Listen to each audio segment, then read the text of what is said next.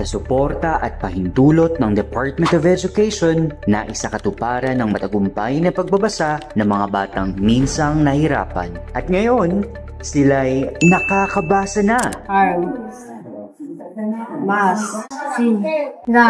Malaking hamon para sa paaralan ang pag-alalay sa mga batang hirap bumasa, lalo na sa mga nasa mas mataas na baitang.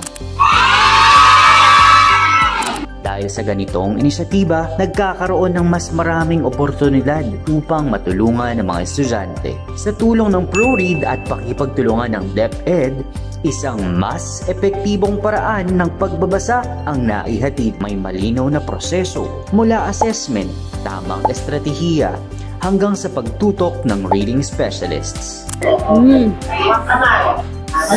Ang dati nahihirapan, ngayon ay mas may tiwala sa sarili. Basa na po ako. Sa matagumpay na pagbabasa, isang mas maliwanag na kinabukasan ang naghihintay. Suportahan natin ang pagbasa sa bawat paaralan dahil sa tamang gabay, lahat ng bata pwedeng matutong bumasa.